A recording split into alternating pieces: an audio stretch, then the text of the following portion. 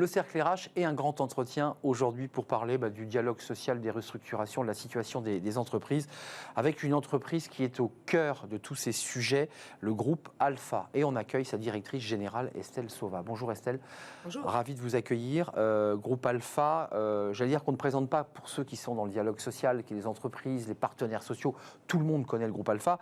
Secafi, Sémaphore, TH Conseil, pour citer que les marques les plus importantes, chapeautées par ce groupe Alpha que vous dirigez. 900 salariés et une entreprise qui, c'est vrai, qui est ramifiée et qui travaille sur tous les sujets. Avant de nous tourner vers le groupe Alpha et des sujets sur lesquels vous êtes très engagés, l'employabilité, la formation, le pouvoir d'achat, le monde de demain. Quelques mots sur vous, parce qu'on a envie de vous découvrir. Je sais que le groupe Alpha va connaître quelques transformations. Pierre Ferracci, qui est le fondateur, qui est venu souvent sur ce plateau, va prendre un peu de recul, comme on dit. Qu'est-ce que vous allez faire là, dans les mois qui viennent? C'est vous qui allez prendre la présidence qu'est-ce qui va se passer? Alors d'abord, Pierre, sans déflorer de secret. Non, il n'y a pas de secret. Il y a une construction. Vous savez, les enjeux de transmission d'entreprise sont des choses absolument essentielles. D'ailleurs, on ne les traite jamais avec suffisamment d'anticipation. Je pense qu'on a un président qui a été visionnaire sur ce point-là, puisqu'il a pris d'abord une décennie pour expliquer ce qu'il allait faire. L'homme qui parle à l'oreille des syndicats, c'est comme ça qu'il a été présenté. Oui, ou à l'oreille de certains politiques. Des gens importants, voire même des présidents, dit-on. Exactement. Mais surtout, effectivement, il a eu à cœur de construire ce sujet de la transmission par étapes, et il a souvent ces mots qui sont, je pense, inspirants, c'est de dire finalement que la réussite d'un fondateur se joue au moment de sa transmission. Alors nous deux, on a travaillé à une construction qui se joue en plusieurs actes. Le premier acte s'est fait pendant toute la phase de la crise et du confinement. On s'est donné 4 ans pour faire ce passage de témoins et de relais. Et un groupe Alpha qu'il a fondé il y a 40 ans, il y a moi, évidemment, qui marche dans les pas de Pierre Ferracci, mais avec tout un collectif qui m'accompagne, 900 salariés, des consultants, beaucoup de managers. Mais aussi, il faut savoir que ce groupe est tenu par son management d'un point de vue de l'associat. Donc, ça veut dire que nous sommes tous co-contributeurs de cet édifice. Et ça embarque aussi les salariés. Donc, notre enjeu, ce sera bien sûr de maintenir cette indépendance et pour ma part, une immense responsabilité que de guider les pas futurs de ce groupe. Ce sera dans quelques mois. Avant de nous tourner vers Alpha et tous les sujets qui nous attendent, qui sont des sujets importants pour les salariés et les entreprises, un petit mot, parce que ça, on ne le sait pas. Le CPF est connu, je faisais une blague, mais je le pense, presque autant que McDo. C'est-à-dire que CPF, il n'y a pas un salarié qui n'a pas entendu parler du CPF. Et ce qu'on ne sait pas, c'est que vous êtes à l'origine de ce CPF, de ce compte personnel de formation. C'était le DIF auparavant, on a le CPF qui est un compte qu'on peut consulter, on sait qu'on va avoir 3 000, 4 000 euros à disposition pour se former. C'est en direct. C'est né comment et pourquoi vous l'avez inventé? Comment c'est né ce CPF? En fait, j'ai forgé mes convictions à la suite d'un enseignement que je tire sur le terrain, dans les entreprises qui sont très clairement impactées par des restructurations. En fait, moi, je forge toute ma carrière sur les sujets RH, mais j'accompagne beaucoup d'entreprises depuis 10 ans, et j'ai fait toute la crise économique quand j'étais directrice générale de Sémaphore, ex-SEDI, ancien pôle de reconversion de la sidérurgie française, et donc... énorme dossier. De 2008, toute la crise économique pendant presque 10 ans, je vais consacrer une part de ma vie avec mes équipes, avec de nombreux chefs de projet, des gens complètement impliqués sur la question de l'accompagnement des personnes impactées par les restructurations sociales, par des restructurations qui sont assez fortes. Et au cours de cette décennie, inutile de vous dire ô combien les entreprises ont été marquées, d'abord parce qu'on était dans une politique d'austérité importante, que les faillites allaient bon train en 2 épisodes, 2009 et 2011, et ça s'est poursuivi. Et donc, je vais accompagner aussi des fermetures d'usines sur la question du... Très douloureux, c'est marquant, des usines très connues, des sujets très notoires en France. Et donc, évidemment, je vais forger ma conviction sur la façon dont on s'assure que l'ensemble de ces gens qui sont sur des territoires reculés, dans des territoires, des villes, des petites villes, auront une deuxième vie professionnelle. Et l'histoire montre que, à force d'œuvrer sur ces sujets, je me suis fondamentalement rendu compte que vous étiez toujours soit inclus dans le IN, c'est-à-dire que vous êtes dans la grande entreprise, vous êtes dans des structures qui ont du cash. Out. Exactement. Insider, Ou alors, outsider. vous êtes outsider tout en étant in. Et vous êtes outsider parce que votre entreprise est en redressement judiciaire, elle est liquidée, elle a moins de moyens. Bon. Donc il y a eu de nombreux filets de sécurité qui ont été inventés pendant cette période, et d'ailleurs qui nous ont beaucoup servi pendant la phase de la crise du confinement. Force est de reconnaître qu'on passe cette phase parce qu'on invente des outils dans la décennie précédente qui vont évidemment être des garants de la protection Et le sociale. CPF, comment il naît? Le CPF, c'est que sur le terrain de la formation professionnelle, les entreprises se transforment à toute vitesse. Et au cours de cette crise, évidemment, le numérique s'invite dans le paysage. Il laisse de plus en plus de gens au bord du chemin. Et la formation professionnelle, finalement, sur laquelle je pense qu'on a sous-investi pendant trop longtemps, on en a beaucoup parlé, mais factuellement, on ne l'a pas mené sur le terrain d'un schéma très concret, fait que eh bien, vous avez beaucoup de gens qui bénéficient potentiellement d'un droit à formation. C'est un droit virtuel, c'est un droit non accessible. C'était le DIF auparavant. Beaucoup de gens, évidemment, sont restés sur un cadre, des canons qui sont liés à la gratuité de la formation professionnelle. Ouais, bien sûr. Et donc, vous êtes typiquement dans un domaine où la question de l'évolution des compétences, de l'urgence à acquérir du savoir, des connaissances, est un sujet prioritaire et en pratique accessoire, C'est et vrai. avec des moyens insuffisants. Je me suis dit qu'il fallait mener d'une façon ou d'une autre une transformation culturelle majeure en France pour que la formation tout au long de la vie, c'est-à-dire accepter qu'on change 3, 4, 5 fois de travail, C'est ce qu'on nous passe dit. aussi par des moments où on a des inputs sur la formation. Mais d'abord, ça passe par le fait que chacun Oui, un doit outil avoir envie. concret, ouais. Et puis, Mais- d'abord qu'on ait envie, d'abord avoir envie d'y aller. Et Ouais, parce pour qu'en fait, avoir on se envie forme d'y pas, aller, on se forme mal. eh ben, vous savez, il y a quelque chose qui relève du troc. C'est facile. Avoir de l'argent entre les mains, vous êtes prêt à troquer votre argent contre du savoir. Vous achetez plus facilement des choses, des biens de consommation. Mais du savoir, de la Oui, c'est vrai. connaissance et de l'immatériel. Et consommer pour de l'immatériel n'était pas quelque chose de spontané chez tous les Français. Ouais, On c'est n'apprend vrai. pas ça à l'école. Mm. Sauf que maintenant, ça devient urgent. Alors, je ne dis pas que le CPF a réduit tous les maux de la formation, parce que c'est une première étape. C'est comme quand on a construit la carte vitale. Vous savez, moi, je dis toujours qu'il faut passer plusieurs marches. Ouais. Première étape, premier moyen, ça demandera à être régulé, ça demandera à être organisé. On individualise en aujourd'hui, tout cas, Plus personne n'est prêt à se séparer de son CPF. clairement. J'ai écrit un rapport avec un co-auteur, Bertrand Martineau, Oui. en 2016, Qui est venu sur ce avant plateau. Emmanuel Macron. Ce rapport s'appelle Un capital emploi-formation. Il a conduit à la réforme de 2018. C'est là où naît le CPF. Exactement, un an avant Emmanuel Macron. Mais Merci. excusez-moi, votre philosophie, c'est de dire, indépendamment de l'avoir sur son smartphone, c'est de dire il faut que le salarié ait une vision du capital qu'il possède pour se former. Et que ça ne soit pas piloté uniquement par des catalogues proposés par les RH, avec un maquis et un flou. C'était ça l'objectif. C'est que une part de l'objectif est de dire vous devez être plus volontaire.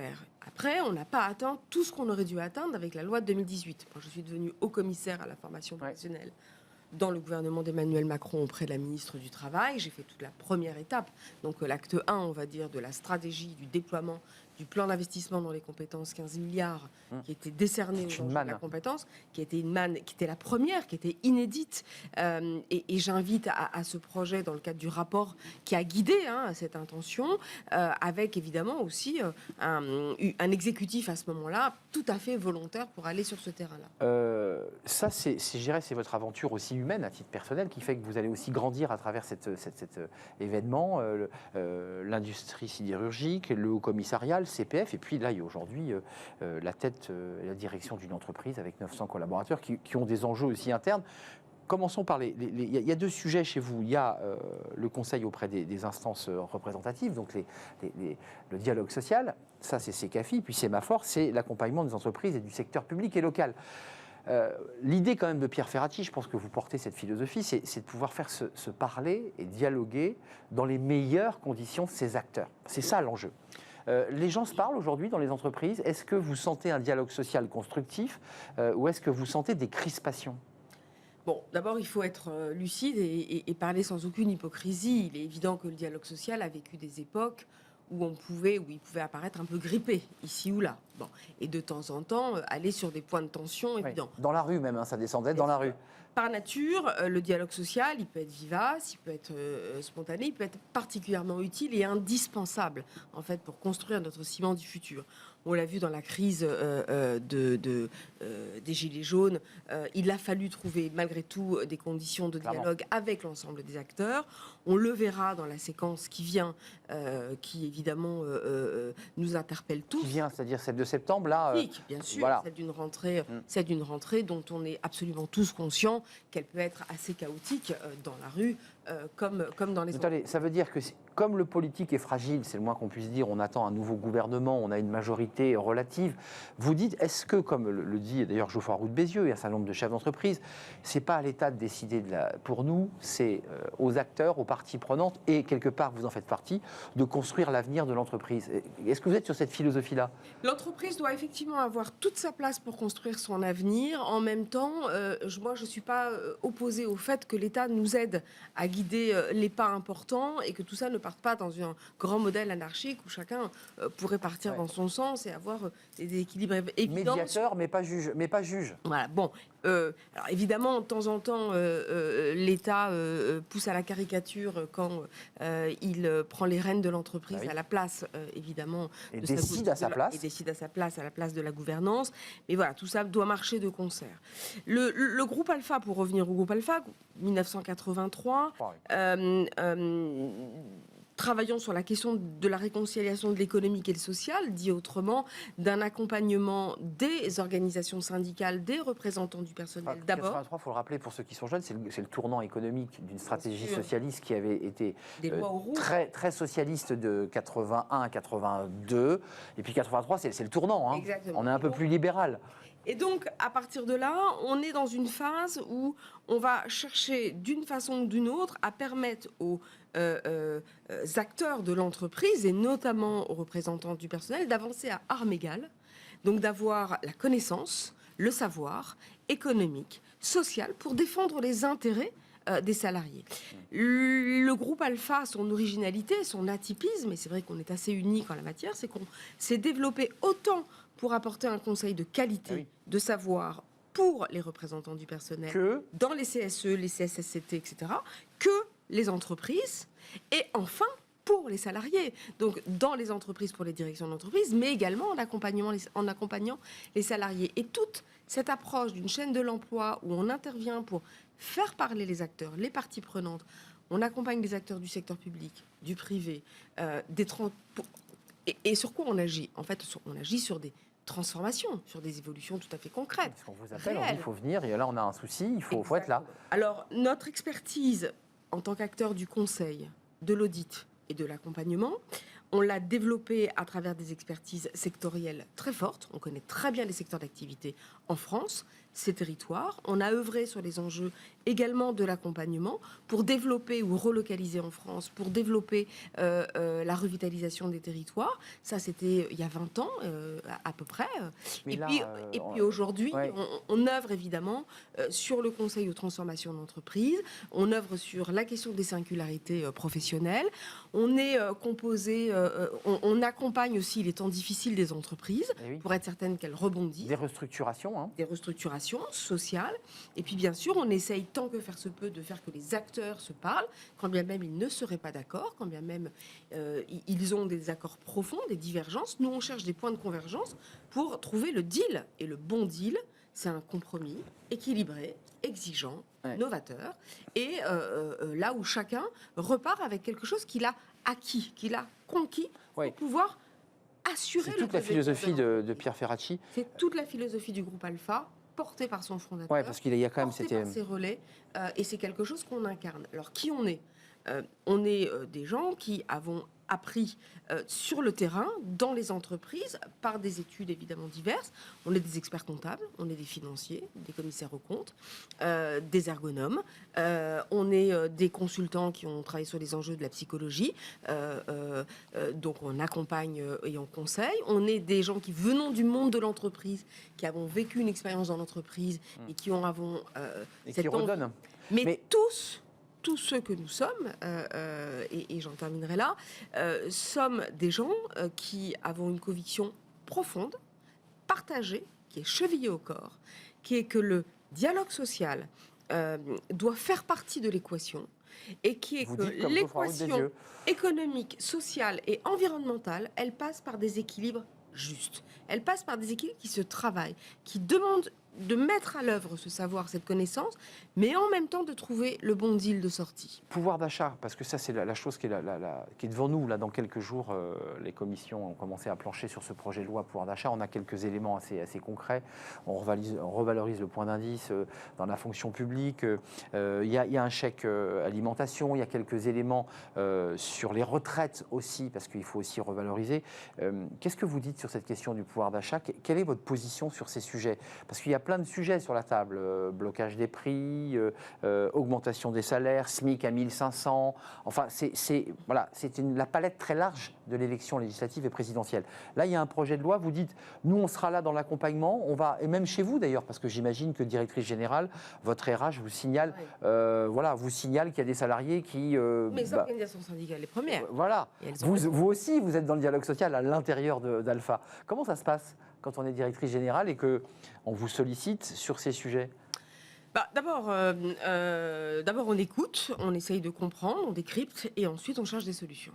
À l'évidence, la question du pouvoir d'achat, telle qu'elle elle s'impose à nous tous. D'abord, on ne peut pas faire tous les surpris en se disant que ce sujet n'allait pas tout à fait émerger après le Covid. Je pense qu'il faut être des grands et se dire que fondamentalement, la question du pouvoir d'achat, elle allait se poser de nouveau là où on n'avait pas résolu toutes les questions. Mais on a bloqué depuis longtemps les salaires. Et que forcément, ça allait... Disons qu'on a des réflexes. On s'est tous habitués à une inflation entre 0 et 2%. Très faible, c'est vrai. Globalement, avec une inflation, vous avez des réflexes, des codes et vous augmentez vos rémunérations en essayant de ne pas trop entamer vos marges. Bah oui. Globalement, l'économie fonctionne comme telle. À l'évidence, il faut quand même se souvenir que les gilets jaunes ne sont pas tout à fait descendus dans la rue par hasard. C'était du pouvoir d'achat aussi. C'était déjà du pouvoir d'achat. C'est sûr qu'ils se sont réveillés d'abord sur les enjeux de la taxe carbone, des bonnets rouges sur l'écotaxe, mais avant tout, c'était un question. Mais c'est un lien au pouvoir d'achat. Et on ne peut pas reprocher à des gens qui sont dans l'économie aujourd'hui installés, fragilisés, de demander d'avoir une vie décente et d'avoir les moyens, évidemment, de payer son loyer, son énergie ou son alimentation. Et quand on sait qu'un FRA de SMIC, tout ça prend 80% de la rémunération, ça ne laisse pas beaucoup de marge de manœuvre pour une économie française qui est quand même très tournée vers le loisir, le tourisme, le bien-être. Bon, raconter tout ça, ça suppose que tout le monde y ait un peu accès. Mais vous... Donc il y a une demande criante sur ce terrain-là. Donc je pense que les entreprises ont là, en tout cas, le devoir de trouver les conditions, alors ça peut être des conditions originales, un mode de dialogue, mais en tout cas pour ouvrir ce chantier-là. Nous, on a fait le choix de l'anticiper. Vous avez ouvert le dialogue social sur ces sujets. D'abord, on a avancé nos NAO l'année dernière avant l'hiver. Donc, on a commencé dès le mois de novembre avec une orientation entre 3 et 4%. On a eu des résultats qui étaient tout à fait corrects en 2021. On a été tous sur le pont. On a eu une période plus difficile avant, du fait des ordonnances. Donc, on avait quand même le devoir de Donc travailler. À l'époque, on n'était pas encore au 5 d'inflation. Hein. Mais on a décidé, effectivement, de donner une impulsion forte, des signes forts, sous aussi l'impulsion d'un dialogue social très tonique, qui nous a amenés à cet atterrissage. Donc, la direction ne fait jamais totalement le chemin seul. Elle est aussi un peu stimulée par son dialogue social. Et c'est toute la force de ce sujet. Mais là, on était encore à une inflation qui n'avait pas dépassé les 4%. On allait les tutoyer probablement à Noël. Et là, vous êtes rattrapé par l'inflation. On est rattrapé par une inflation qui s'annonce à 7% à la fin de l'année, à 5%, 5,2% il y a quelques semaines. On ne peut pas faire comme si de rien n'était. Et évidemment, là, ça touche les bas salaires. Alors, donc, vous savez, dans le monde du consulting, les bas salaires, disons que les consultants ont une rémunération acceptable sur une grille tout à fait acceptable. Pas partie des bas salaires, en tout cas. Mais pour autant, à côté de nous, dans nos équipes, nous avons des gens qui nous assistent. Donc, on a des juniors, des gens qui... Donc, vous augmentez, vous récupérez au-delà des NAO. On a décidé de faire un effort complémentaire et intermédiaire avant de réouvrir les NAO, qu'on avancera peut-être d'ici la fin de l'année.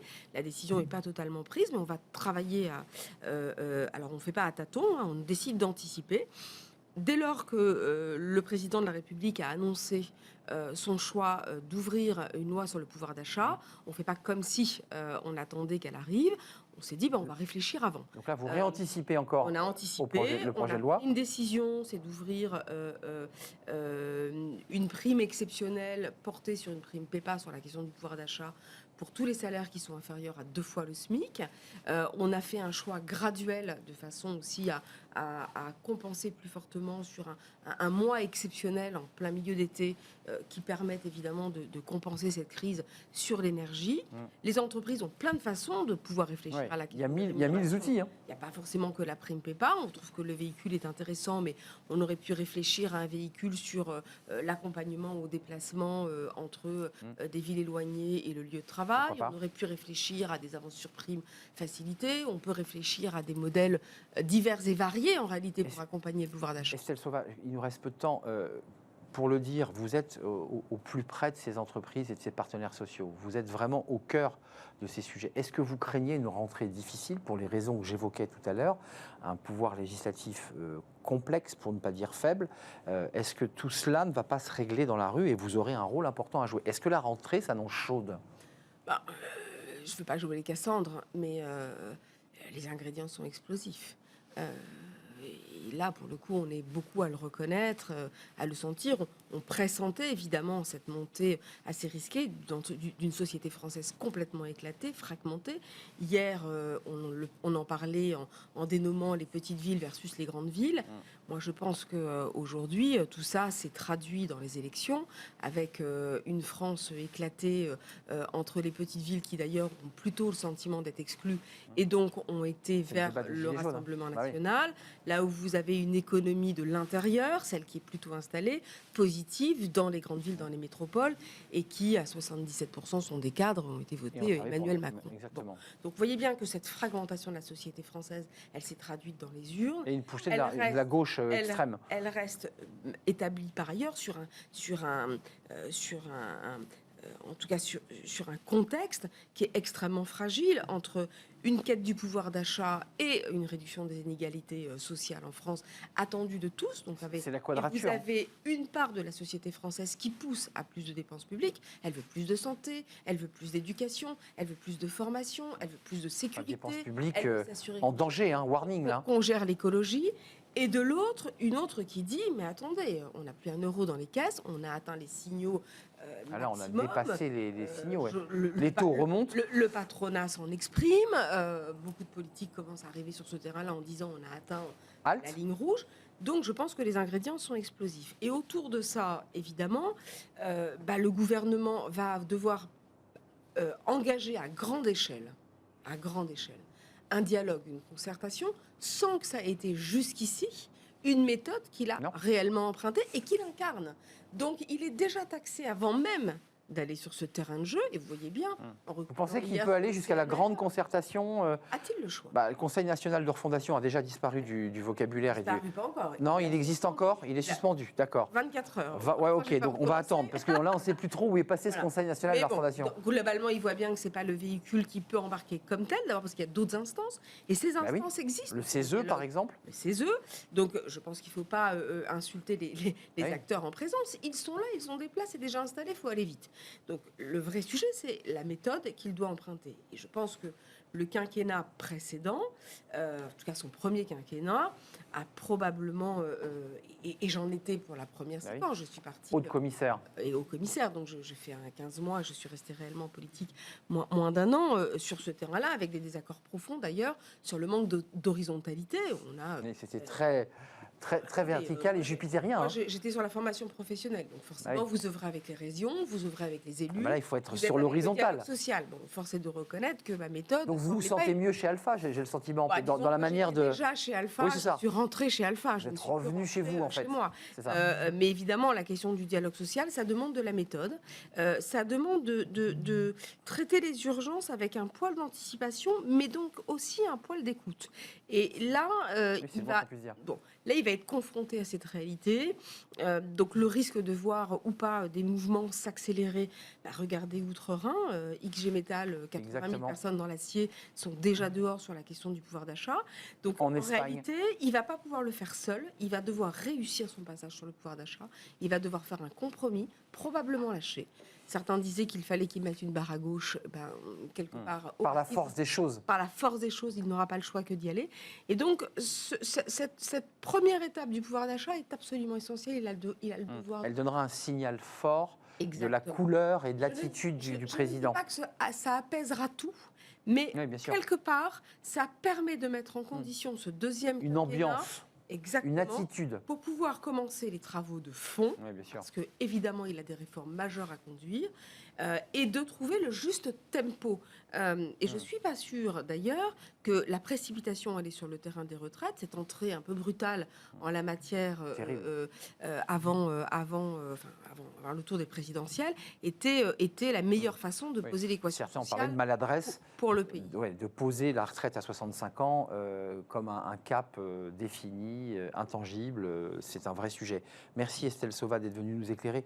La rentrée sera chaude. Hein. Je retiens quand même cette inquiétude. Les ingrédients sont explosifs. Merci, mais un explosif à suivre. Vous viendrez nous en reparler évidemment. Directrice générale du groupe Alpha, 900 collaborateurs, avec des choses qui vont évoluer dans le trimestre de la fin d'année 2022, pour le dire simplement. Ah, ça c'est pour les 40 ans. C'est pour les 40 ans, voilà, il se passera des choses. Merci d'être venu nous rendre visite. Merci. On parle de recrutement, tiens, c'est une bonne nouvelle dans l'aéronautique. L'aéro recrute, campagne de communication. On a beaucoup parlé de la crise dans l'aéronautique. Eh bien, l'aéronautique recrute et on en parle tout de suite dans Fenêtre sur l'emploi.